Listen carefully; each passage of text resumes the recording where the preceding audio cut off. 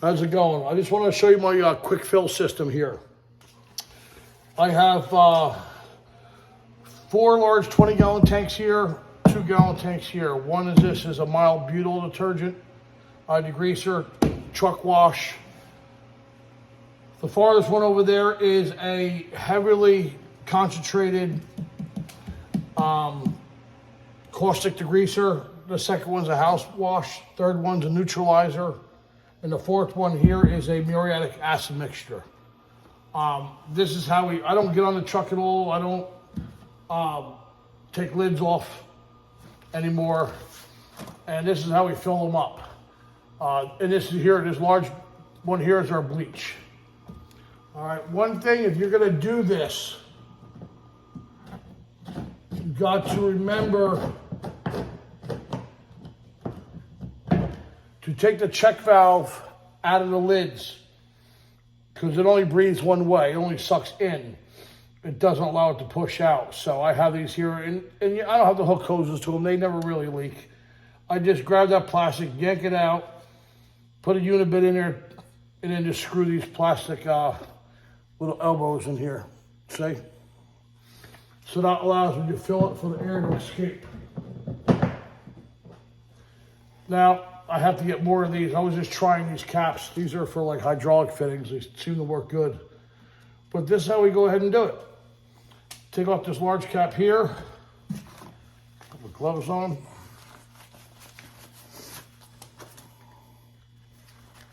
Even though it doesn't drip, there's still a little stuff on it sometimes.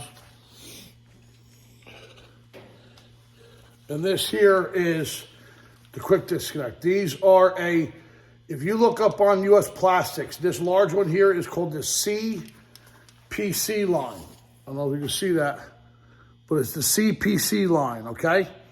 This is 3/4, 3/4. Snap it on. Now, I don't like to let it hang because it will break this fitting when I have an air pump, it jumps, okay? If you see this here, mounted up on my wall, this is how I turn it on. And over there is my tank and my pump.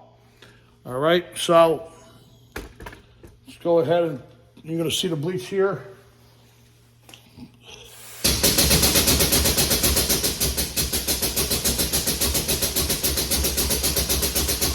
I don't have it turned up all the way.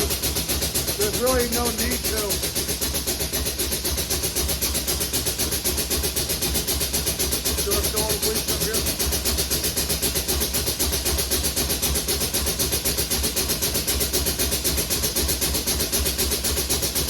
See how it jumps in a big way? Did a shitload of bleach. So it's not that bad. You just hold on to the hose for a second.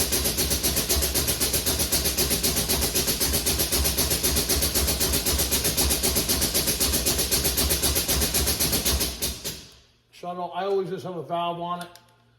And it's easy as push the button. Nothing, not a drip. Put the little plastic cap on it. Now I do have this here. It's got to drip out here. Let me just put it over the bucket. Now the way I have mine set up is I have cam lock, because if I want to fill up a bucket or something, or someone else come over and get some bleach, I just stick this here in it. And we can fill up a tank with it like that.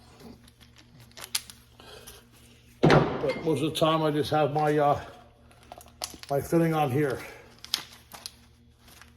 All right, so that's that. Next, this is here our acid. And if you see here, these are my tanks. This one here is my house wash. This here is the acid, and this here is the caustic soda mixture. This Finnish Thompson pump is awesome. You can leave it in acid all day long. That, and I have these drum pumps here. These easy action jump pumps. You leave these right in. Now these pump as you pull up and as you push down. They pump. I just slide it out, I throw it in the bucket, and I'm putting the pump in. But this finished Thompson pump here, it's all plastic. You can leave it in bleach all day long, leave it in acid all day long. It will, all the metal parts, everything is up on top of the motor here. If you have that one knucklehead in the shop that breaks everything, don't let them touch this, because this is all plastic. And if you let it, you bang it around and move around, it will break. So on the end of this, like the other one, I have this here, because when I mix this, I usually stick this here on the other side and let it run for like an hour just to really mix this up. So then here, now this here is the CPC line. Remember the other one we looked at?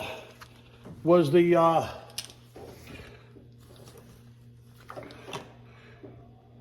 they're both CPC, I guess. Yeah, they call something, but this is what it looks like. It's I think it's on the same page as on US Plastics. The one for the bleach, you're gonna probably be looking at a little over $100 for those 2 pieces. All right, so we have this here. Just tilt the camera up a little bit. And it's simple as this. Here's the acid one. Pop it in. Turn my pump on. Now look at fill that up.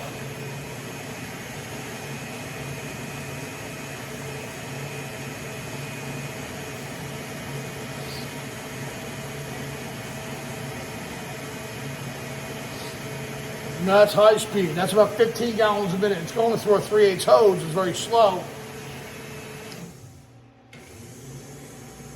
And then there is a smaller speed. Usually I do on that. When you decide to do this, the tube goes down in the tank. Put the tube almost all the way to the bottom. I've seen guys put the fill tube like only a couple inches in it and it foams everything up. So, drop it all the way to the bottom.